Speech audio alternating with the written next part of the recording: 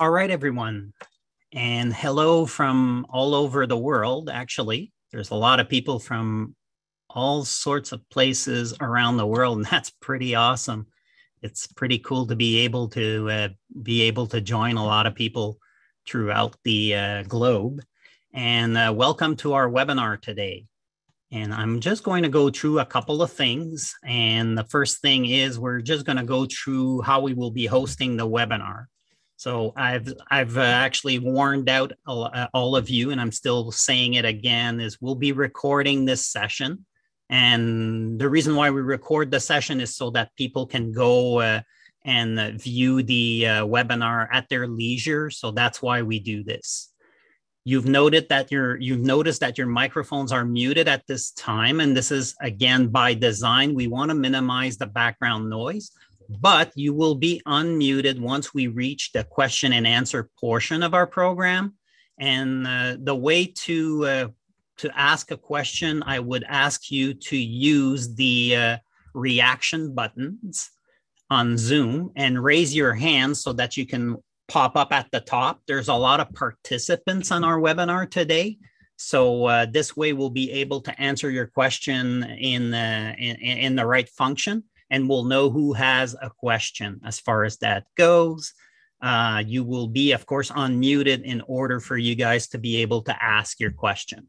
And then you've probably noticed this, but the chat is enabled. So if you guys have anything to say during the presentation, I will be monitoring the chat as we go along. All right, great. Let's jump into the next slide here. So a little bit about Lumex Instruments. Some of you have seen this slide a couple of times because we kind of refresh it all the time during our webinars. But we have over 1,500 instruments. Actually, there's even more than that now, exported into 92 countries, and we are a worldwide company. Our instrument portfolio consists of the following instruments. We have the atomic absorption spectrometers. This is a graphite furnace AAS that can have an auto sampler and that can handle 47 samples per runs. We also have a real-time PCR analyzer, the Ariadne, which we've used for lab-developed testing of COVID-19 as an example. And there's various other tests that we do with this particular unit. It's a very nice compact unit, and a lot of people like it just because of that. And its features is that it uses very few reagent, so it's very cost effective when you use it, and it uses microchip for the detection, so it doesn't take long for you guys to analyze. Roughly for COVID, it's 27 patients in 45 minutes. The next system is the system that I have a lot of experience on, capillary electrophoresis, and is our CAPL series. The system you are seeing right now is the CAPL 205. And this instrument is great because it's an open platform. So you can analyze very small molecules to very large macromolecules, such as proteins and DNA. On the next slide, we've got our mercury analyzers, and we've got our RA915 series. We've got the M. We also have the light. These two units will do air, ambient air, mercury and ambient air. The M also has attachments that you can do the cold vapor in water, and also you can do pyra, which means that you can actually superheat a sample in order to determine the mercury composition. We also have, under our mercury umbrella, the new kid on the block, as we say. So we have this unit, which is called the RA915 Lab, and this is it has either an auto sampler. So the one on the left is the one with the auto sampler. The one on the right is with no auto sampler. And these units are actually coupled with the oven that I've mentioned, and this is for pyra use. So you're actually superheating your samples in order to determine the mercury. So if we go back to our portfolio here, we also have the fluorometer, our Fluorat O2 series, which have been very popular this year, especially in uranium detection, TPH, and COD. So if you have any applications, it's a very nice, affordable way to do those type of applications. We also have our FTIR InfraLUM FT-12 unit, which is its features is it's got a very large sample compartment. So you are able to put accessories in there, such as a microscope or an ATR, or even gas cells and flow cells, and it'll enable you to go the extra mile for your FTIR experiments. And last but not least is our NIR InfraLUM FT-12 analyzer. This analyzer is what we're actually going to be talking about today.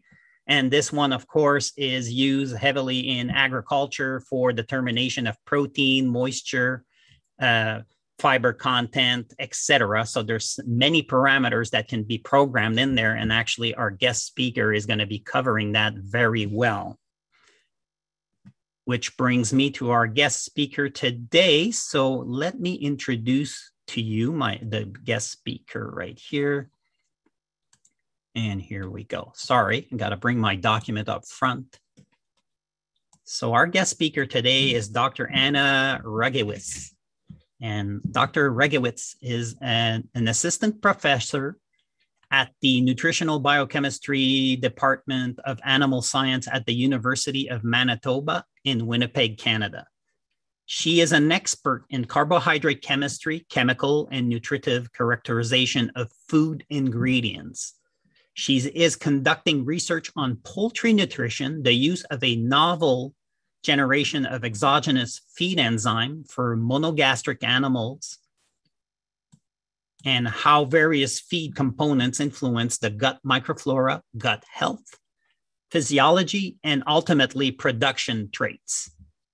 She's leading the INSERT Collaborative Research and Development research entitled Effective Use of Novel Feed Resources, which is conducted in partnership with Lumex Instruments Canada.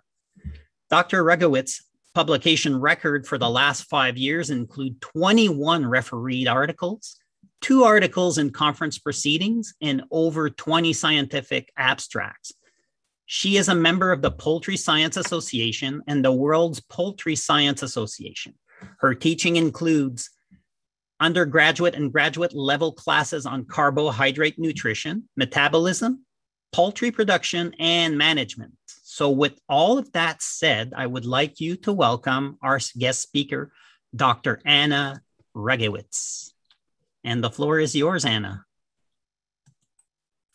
Thank you so much, Patrick. I am trying to get into.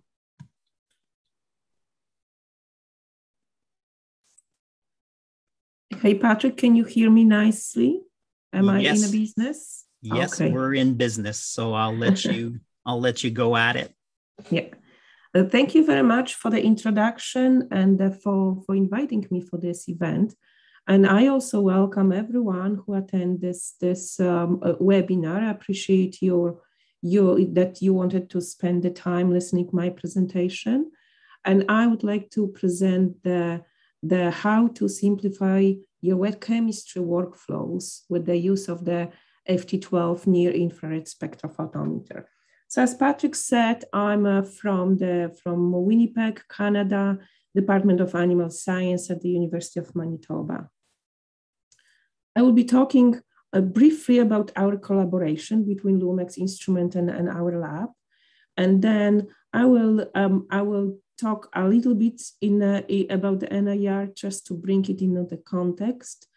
Then I will talk a lot about wet chemistry. Why do we really need it?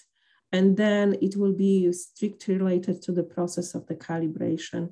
And then I will talk more about the importance of the determination of the chemical composition of the feed ingredients from animal and human nutritionist perspective. Then I will emphasize some unique properties of certain feed ingredients. Then I will talk more about what chemical composition and nutritive value of feedstuffs means. So as Patrick mentioned in the introduction, I wanted to present the collaboration. I cannot really take the full credit of the leading this project. I'm basically managing the research and activities. Dr. Bogdan Srominski is the principal investigator of this big project. I listed the partners involved in it. This is just we've got the project has a little bit more components, but this part related to the NIR is done with the collaboration with Lumex, of course, and the CBS Bioplatforms, formerly known as Canadian Biosystems, our long-term collaborators and our allies in terms of the contacting with the industry and specifically with the animal nutrition industry. The project has been funded by NSERC, Natural Science and Engineering Research Council, and we are very, very pleased to carry on this collaboration. And then what is the base on all of the benefits of beneficial for this collaboration is that our lab would provide an expertise and we are using advanced procedure to determine the chemical composition of the feedstuff. We are able to analyze the feed ingredients, feedstuffs, and we've got quite a huge library of the feedstuff due to our other contacts and collaboration, including Canadian Biosystems, as I mentioned. And then we realized that this data and these samples could be used for creating the NIR models. And therefore, it would make the NIR instrument reliable for quantitative determination of the quality of the feed ingredients. This is the core of our collaboration. The question is, like really, is the composition of the feedstuff, chemical composition, it's needed? Of course, it's needed, but who will benefit? Who will really use it? So definitely, it is to determine the quantitative quality control at so many places. It's very useful for like in the grain elevators and the terminals. Oilseed and grain processing plants will really require the rapid analysis and the chemical composition for the proper quality control. And of course, feedstuff training companies and the basically feed industry as a whole. Feed industry will utilize it and will really need it to accurate feed formulation. This is very important because it's not whatever is accurate means the margin for waste and reason for saving the cost has been very well determined, and accurate feed formulation would basically benefit animals, their health, their achievement in terms of the genetic potential for growth and for productivity or for the development, and one of the also mandate for the precise feed formulation is to reduce the cost of feed due to efficient use of nutrients. And let's face it, the feed industry is composed of the group of professional, very well experienced and educated people. Nutritionists know what the requirement means, what are the physiological mechanisms of the digestion, nutrient absorption, and that's why it stimulates the need for the precise diet formulation. The closer we are, the better for everyone, beneficial for everyone. So with all the respect to the people working hard to make sure that the animal production is efficient, then the chemical composition and the details about the feed ingredients are really needed. So Traditionally, the chemical composition and nutritive value of feedstuffs is determined by wet chemistry, using the wet chemistry techniques. And as we all know, the wet chemistry techniques are not always available, and they are not really rapid in a sense. They're very laborious. They need lots of time to be accomplished. They are very costly and therefore expensive. And most of those techniques, they require the hazardous chemicals, means also the create the hazardous chemical wastes. And the first of all, these procedures, they will need be performed by the highly qualified personnel in a very well equipped laboratory. So we're really talking about the several very advanced pieces of equipment to accomplish the chemical composition or chemical characterization of the feedstuff. And also foodstuff. I apologize. I will be really referring more to the feed since that's my mandate. But if we're talking of the food components, this is basically the same principle. And highly qualified personnel is a priceless there, because we may furnish the labs, but if there is no brain and hardworking and smart person who can lead this process, we may not accomplish anything. So we have to face the fact that those days in industry, everything is based on the now and here. The waiting sometimes means wasting. And the way industry and basically nobody would like to waste time or money. I'm referring to the time-consuming, long waiting period for the lab analysis. Even if they were less costly and cheaper, still demand is huge for the immediately available chemical characteristics. So therefore, wet chemistry, as that you traditionally use, may not really be efficient enough.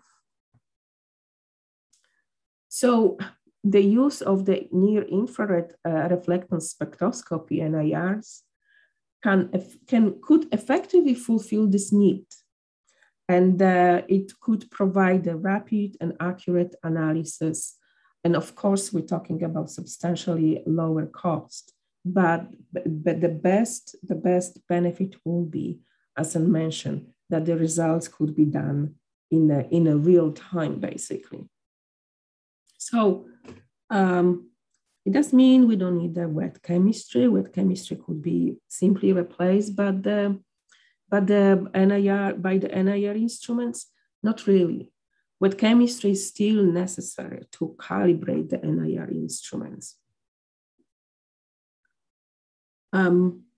So NIR is basically the technique which combines spectroscopy and mathematics. It's a non-destructive, offers the non-destructive analysis, and this technology can be used for rapid determination of the components of the various material. The relationship between NIR spectra and biology is that the test ingredients will absorb and reflect light, and then it will be correlated to their molecular composition. So it requires some advanced knowledge about mathematics as well, how to properly model the calibration. How calibration are developed? Let me check at the time. First of all, the test material has to be collected, and I'll be talking about this part later on a little bit. So when the test material is collected, then chemical characterization has to be determined. So the wet chemistry is there. useful and needed. At this point, wet chemistry is needed. So this may take some time. It is costly. It is huge investment to have this wet chemistry done. The next step would be collection of the spectral data from the test material using the NIR instrument. Spectra are collected and then processed using the statistical analysis and the specific software packages. So this mathematics comes and crunching the data and make the modeling real. And then it comes to the calibration, and calibration will be validated and the NIR would be then ready to perform. Well, so development of calibration is time consuming, expensive. It is really goes back to the use of the wet chemistry. So once again, it takes some time. It requires the advanced techniques, equipped laboratory, highly qualified trained personnel, and so on and so on. So it's costly and therefore it's expensive, but this is the great investment. The development of the calibration will have to be done on all feed components. So if we're talking wheat, corn, soybean meal, and so on, they all have to go through this process. So it requires the expertise in chemistry, and it requires the expertise in statistics. That's why definitely teamwork is really needed to manage this process.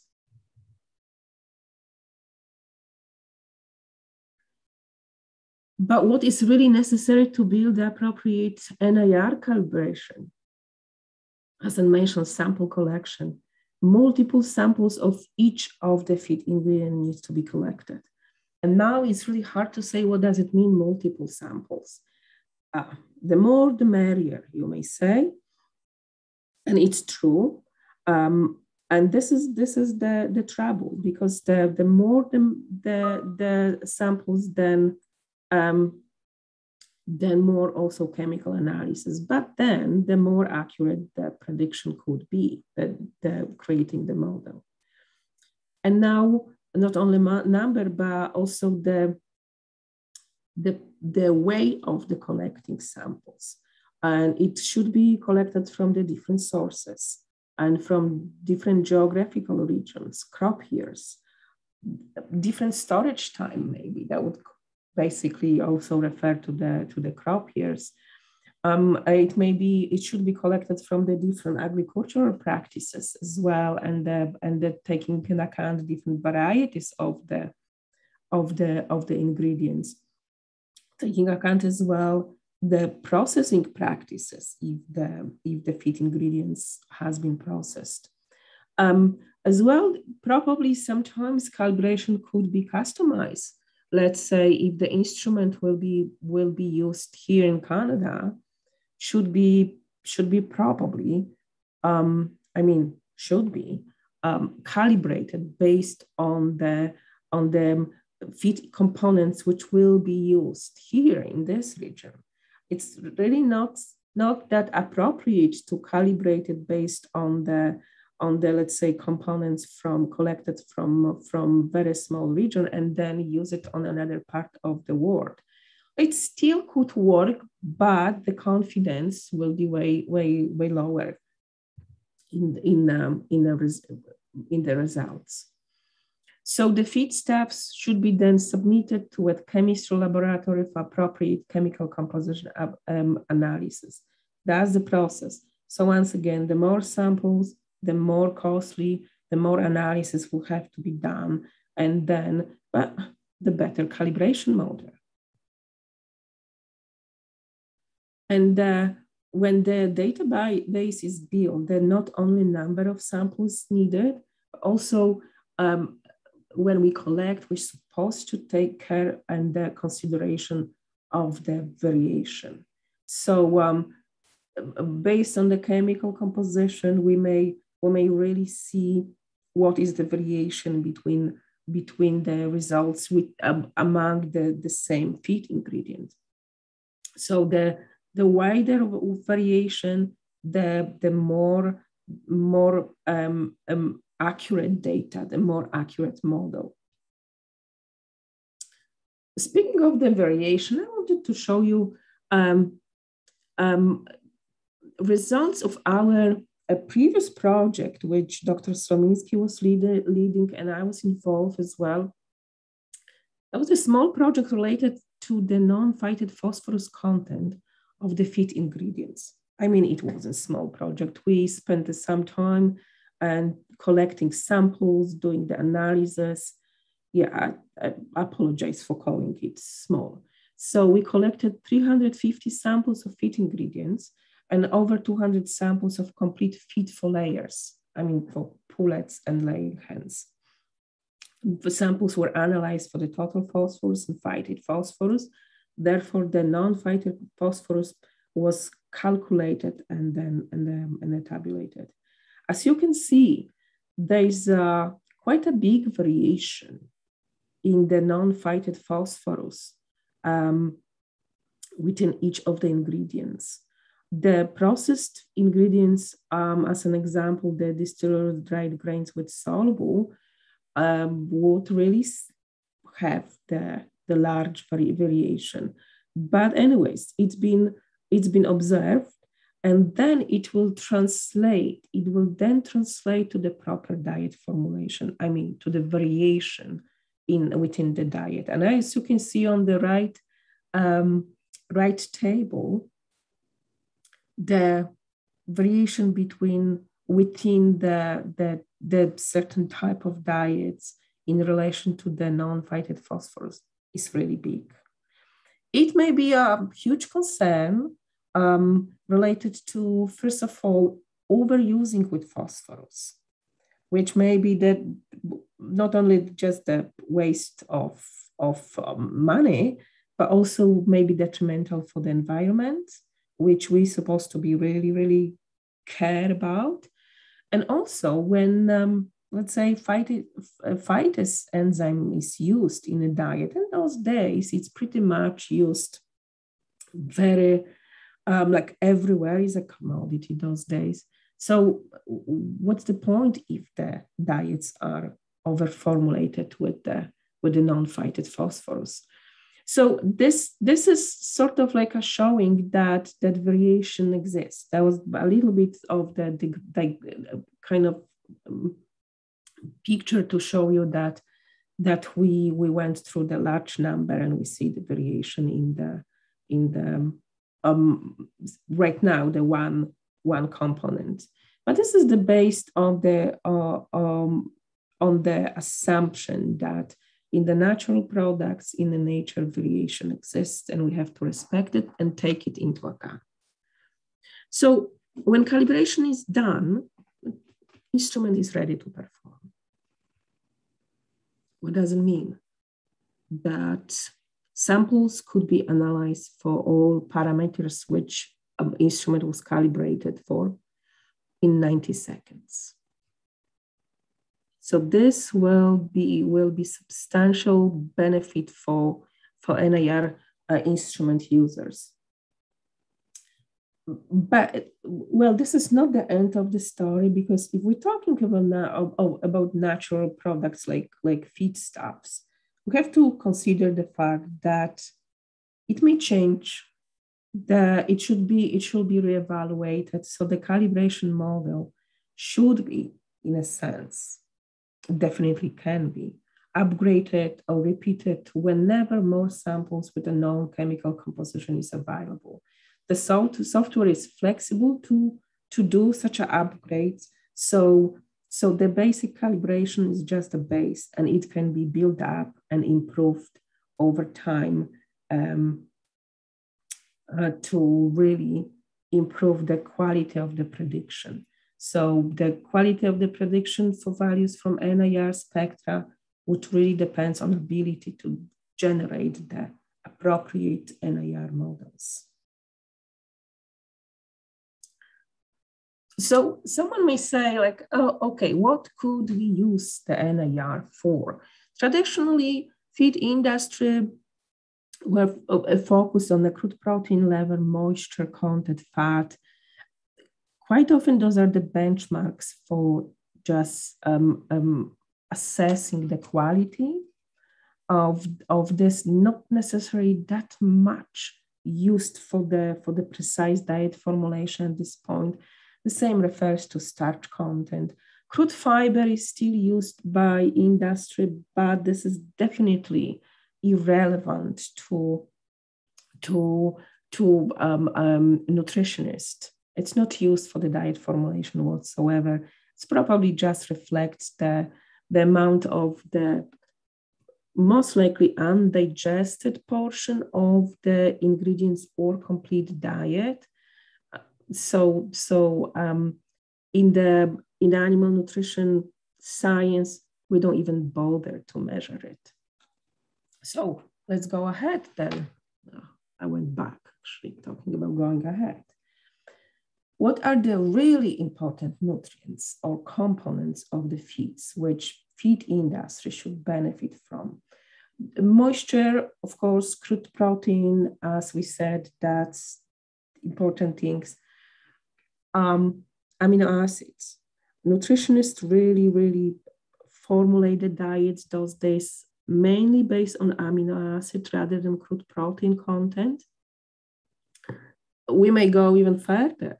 Amino acids as a total may be useful, but they may be digestible at a different level by the different animals. And the amino acid digestibility will be different for a poultry, and for pigs, as an example, will be different for turkeys and the broilers, right? So all this data goes towards more and more precise numbers assigned for the diet formulation. So amino acids are very critical.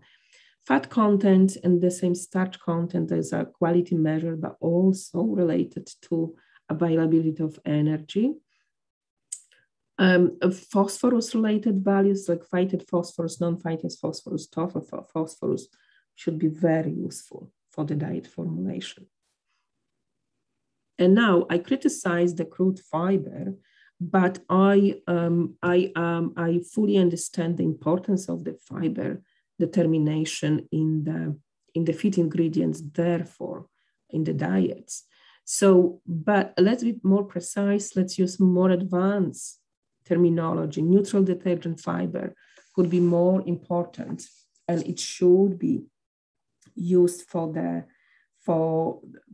determination of the quality of the feed ingredients, and then it should be established in the diet. It is important as well because as an example, the exogenous enzymes are gaining more and more popularity, but they have to be properly used.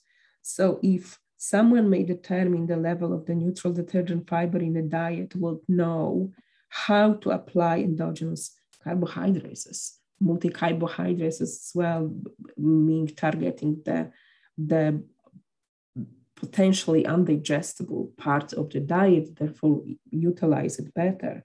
Acid detergent fiber would also be important, especially for the ruminant people, for the ruminant animals.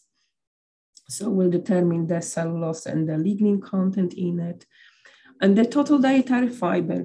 The dietary fiber generates a very complex definition, but the total dietary fiber will cover the certain components which are important and which could still be available. Total dietary fiber for some time has been seen as a not really desired part of the diet, but we're going more and more towards to accept it as a very important component of the feed ingredients and diet, which will support the gut health. But that's the topic for another lecture. Main part of the total dietary fiber is a non-starch polysaccharides. And I may proudly say that we master the determination of non-starch polysaccharides. And therefore we will gladly share it with Lumex. This is very important yet unique because not very few laboratories got this expertise and equipment to provide this data. And it's similar, it has a similar, even more precise use for the assessing of the quality of the fiber in the ingredients or in the diet. Glucosinolates as a potentially anti-nutritive factor present in a canola. They have to be also determined if someone is using canola meal as an example or other canola derived feed ingredients will consider the measuring of the glucosinolate content in it. We also have got the expertise, which is I may say also quite unique around the scientists doing nutrition science, animal nutrition science. So those are the things which nutritionists will definitely appreciate if they could be determined fast and with the good accuracy. There are also others which could also be considered. And also what is challenging if it comes to using the chemical composition of the feed ingredients, it's such that each feed ingredient has a different properties, very specific or more important than in the others. I'll give you the example, like grains as an example. So crude protein, moisture, starch will be the critical. Non-starch polysaccharides will be very important to be determined in the grains. As well, the non-starch polysaccharides should be determined in the two fractions, the one which are water soluble and the water insoluble. It it carries the important information about the quality of the fiber in those. So neutral detergent fiber as an example as well. If we go to soybean meal as an example, or like a pulses like peas and lupins, faba beans, the focus is shift a little bit towards the amino acid composition, since these are the protein sources, towards the individual amino, like specifically lysine, methionine, cysteine, threonine, alanine, and as well probably the availability of those.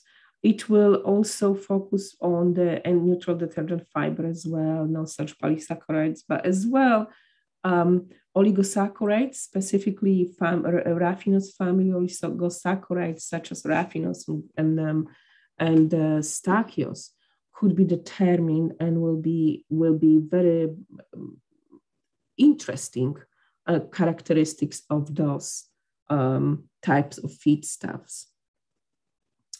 If it comes to canola meal as an example, this is it would be the example of the processed feed ingredient.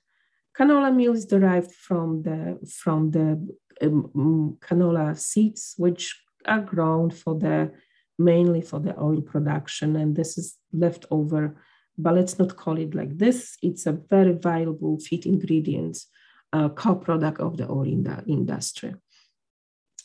It carries quite a lot of fiber for the obvious reason, and yet it's so important to determine the quality of the fiber. So non-starch polysaccharides, neutral detergent fiber should be determined. We're able to also determine the amount of the glycoproteins.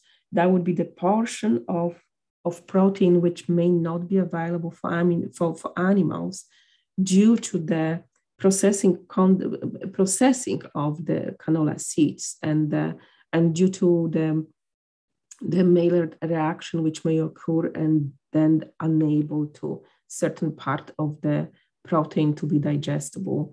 Well, protein means also, I mean, constituents of the protein means amino acids. So lysine could be affected by protein. Therefore, total lysine may be not too bad, but availability for animals may be way lower. So it all has to be properly determined when we do the chemical composition, and it has to be assessed, and then it will all tell us about the quality of the feed ingredients.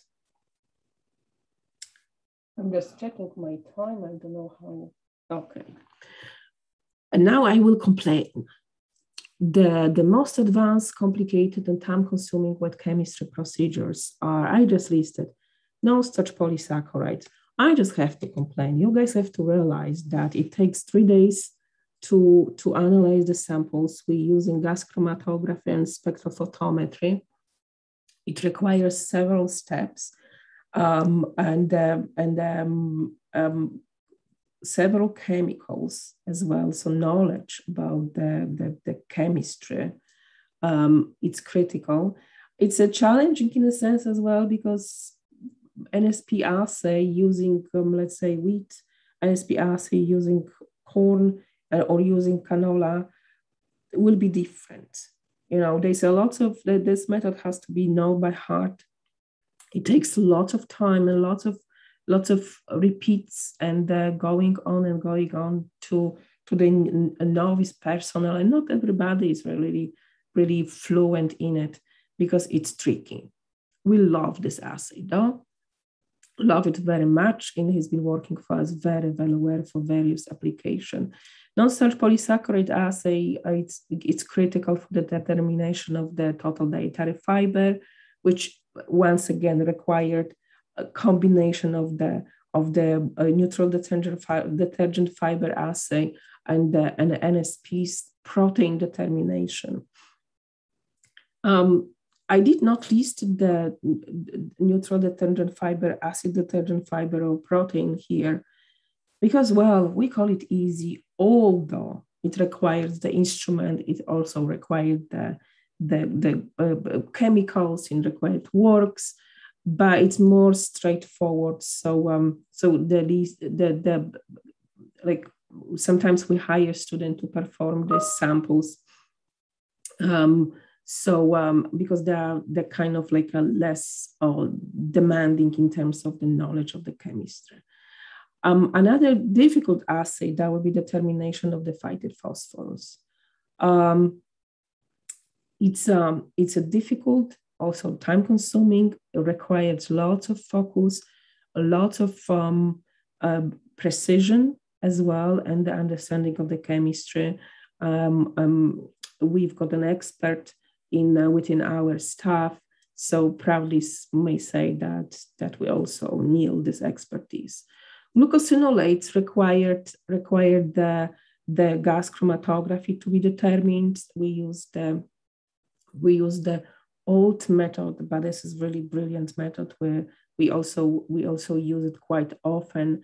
Proudly say that we analyze so many canola samples for these components, so we're very fluent in it. Amino acids, super expensive, time consuming. It required HPLC assay, and it's not that efficient as well. So that's probably one of the most difficult yet very critical assays for the determination of the chemical composition. In our lab, we also analyze the sugar components, which also include the raffinose family oligosaccharides. So we are able to determine this oligosaccharides in a pulses or other components as well. So it's also complicated. It takes 2 days to determine those constituents. Minerals are not easy. In theory, sounds easy, but I also require the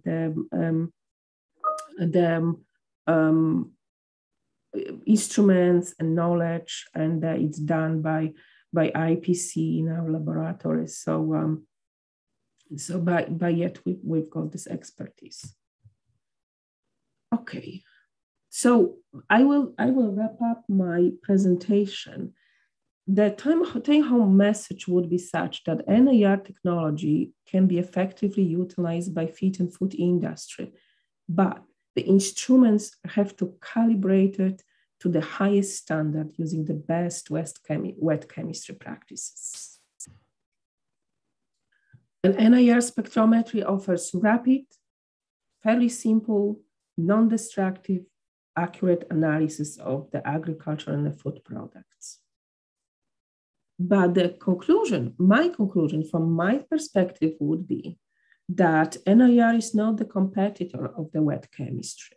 NIR needs the wet chemistry to function properly. And also NIR makes the wet chemistry highly applicable. We just don't do analysis for the sake of analysis. If we done one sample, then this data could be really incorporated in the model and could serve quite a large samples, and it could save the entire industry. So we are very proud of being involved in such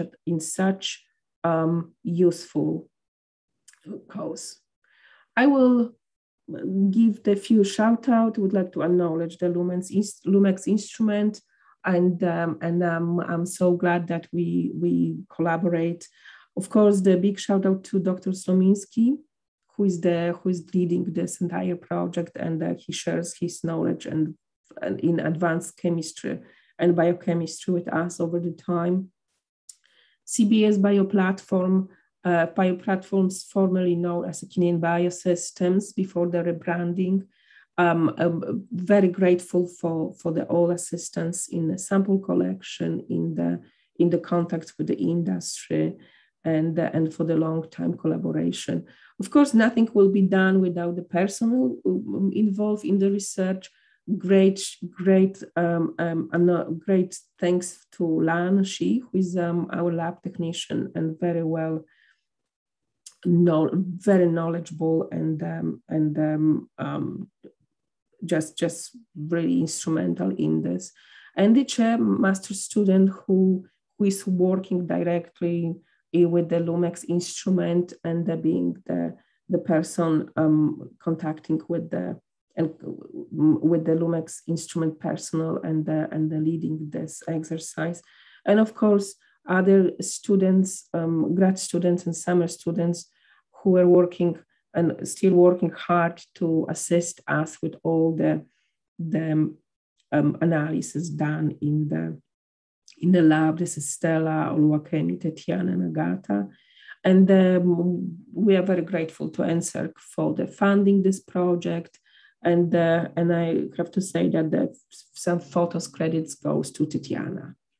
And then that would conclude my presentation, and I will gladly try to address your questions. Wow, great presentation. Thank you so much. Oh, thank you. Mm-hmm. And so everyone's microphone is now, you can actually unmute. If you have a question, please just use the reactions and raise your hand. And what I'll do is I'll shout out your name, and you can go ahead and ask your question. So I will still share the slides in case I have to go back to address something, okay? Yeah, perfect. Not a problem. Okay, we'll wait just a few seconds. Don't be shy. Go ahead and ask your questions.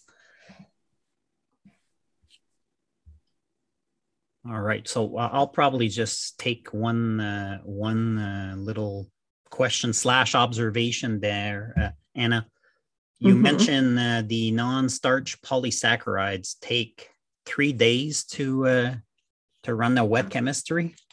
Yes. All right. Yeah, because it involves several processes like removing the starch with enzymes, amylase, amyloglucosidase. Yep. It also required the processing. So one of the days like really busy step by steps. So it's yeah, it is. It also has to be done in a time regime. So it's not like it's not like people will improvise and will leave samples for 15 minutes, but method says use it for 12 minutes. And then it's done using gas chromatography and spectrophotometry. So it takes All right. time. Wow, a couple of techniques there. And in any given technique, there's always like a gold standard that we go back to, and it's kind of what you've said in your message is the wet chemistry becomes the gold standard, and then we calibrate the NIR according to that standard. Yes, that's pretty good. Were the non-starch polysaccharides part of the parameters we wanted to include in our collaboration? Yes, we've got a quite large data of the non-starch polysaccharides in a canola meal, since we really focus over the several last years on this particular feed ingredients. However, we build the library of the results of the non-starch polysaccharides determined in other feed ingredients. Okay. And you brought canola meal. So actually, I see a question. So Facile, please go ahead on mute. Thank you so much. It's really very interesting and exciting presentation. I have a few points with regard to the use of NIR. The first one, as we prepare the feed sample, how fine it was, because fineness can be the source of noise. The second question is, what would be really the best pre-processing technique for the best modeling? We know that there are different types of pre-processing techniques. So for feed stuff, which one really do you recommend? And the third one is the wavelength range. I know it is NIR, which is up to 12,500 wave number can work, but what would be really the best one which will accommodate the different functional groups that we traditionally find in the feed stuff? Thank you so much. I will address the first question. When we do chemical composition determination using the wet chemistry, samples have to be fine grained. We use the standard, that's the less than 1 millimeter sieve. That's the obvious reason. When we do the calibration, we also use the grand sample, but with having the also original material, the calibration will be then validated using the material as it is. The Lumex NIR, especially the other instrument, Patrick, please correct me if I'm wrong, it's really designed to analysis on the samples as they are, I mean, not grinds, feedstuffs. So yeah, it is taken into account in our calibration, the correction for the or finding the relationship or difference between the results obtained on the fine grind versus assess materials. And then another question was, you asked about the wavelength for this instrument. I made a note, I don't remember this one. This is basically the near infrared. It does not really go above the infrared. Patrick, would you remember the wavelength? Yes, I'll actually look up the specs as we go along. But just to confirm that, yes, you are right. For the NIR, there's it's not necessary to grind samples Of course, for wet chemistry, you guys kind of get the picture that it needs to be done that way as far as that goes. So I will look at the wavelengths. And while I'm doing this, I've got two questions that popped up. So I'm going to start with Anna Sophia. If you want to go ahead and unmute your mic, you can actually go ahead and ask your question. Hello, Anna. This is Gina. How are you? Oh, Gina. Gina, nice to hear you. Yes. I have a question, for example, for the calibration. Yes. So let's just pick wheat. So do you think that, for example, do we need a calibration for varieties? So because wheat has different varieties, right? So basically, or you take all the varieties in the same calibration, and so basically, and you make a whole name for wheat, calibration for wheat. Because in the past, for example, I don't know if that was one of the problems. We were using NIR for barley, right? And so, and there was like a lot of variability. Like sometimes actually our advisor or technical support was advising to grind the sample, right? And so basically, I'm just wondering if, for example, for wheat, that's just one example. So basically, we need to do a calibration for the major varieties separated, and then we will minimize the variability. That's one question. And the second question is, how moisture will in the grain will make a variation or will affect the accuracy of the results at the end? The moisture, right? Yes. Yeah. Okay, Gina, I will address your first question. Variation between the chemical composition of the different variety exists. We acknowledge that, and ideally would be if someone could be able to do very specific calibration for different types, but this is still depends of the data from the wet chemistry.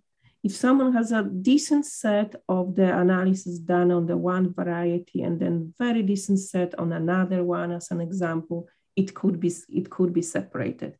This is the way of being more and more precise, right? But quite often this is not really feasible. Okay. And so there could be the advantage of the using wet chemistry is huge, because it would be referred to the particular sample which you're dealing with, period. When you use the NIR, you have to assume that having sort of average, right, based on the model will be the number that could be accepted. So if it comes to the research or activities which requires the very specific, sample-specific, as an example, sample-specific treatments or activities, then wet chemistry still will be required, right? Yes. Variation is taken into account, and during the calibration, and if there's a bigger variation among the samples used for the calibration, the model will be more honest, I may say, right? So that's the thing. And now tell me, what was the second question? So basically, is that because the moisture of the grains will change according to the season or the year? Yeah. Is that going to be is going to make a big influence in predicting the real values? It is because water, it's really well reflecting, it's strongly reflecting the NIR, and then it may affect. So we measure we pay lots of attention to the moisture content, and it's it depends if we're talking the huge fluctuation or hygroscopic hygroscopic properties of the certain feed ingredients, it could affect. The thing is as well, if samples are analyzed using NIR and the samples are not destroyed, I mean, not ground, the moisture will be then pretty kind of steady, right? Because even grinding may affect the moisture content, the processing may affect the moisture content. So, but this is, as you said, this is very important thing to consider because it's NIR would be very sensitive to moisture. Thank you. Mm-hmm. All right. Question that was asked in the chat and actually was answered. So Resi, hopefully I'm pronouncing your name right. You were asking about, is it possible to measure the percentage of alcohol content in alcoholic beverages, and mainly with high content of sugar and obscure? And yes, we actually can do that. One of our specialists, Artem, actually answered the question in the chat, saying that we can do alcohol determination in drinks and beverages, and typically the sugar content does not affect that. And we've also done some work in wine as well to determine nitrates, if I'm not mistaken there. You can correct me if I'm wrong on this, but that's another piece of the puzzle that we've done. Mm-hmm. Any other questions?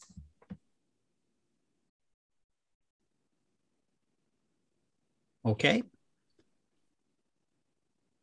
All right. So again, thank you so much, Anna, for your time on this. And I would like to thank everyone as well to have participated in the webinar. As mentioned, we are recording this, so we will be posting this on our website, so you'll be able to come back and re-listen to the webinar at your leisure if there's something you want to look at. And don't hesitate to contact us at Lumex. So our website is www.lumexinstruments.com. And you can actually ask us any questions or anything regarding any technique you guys would be looking for information on. It'll be our pleasure to answer you back. So again, thank you so much, everyone, for participating. So this pretty much ends our webinar, and I will see you on our next webinar. Thank you, and take care. Thank you very much. All the best, everyone.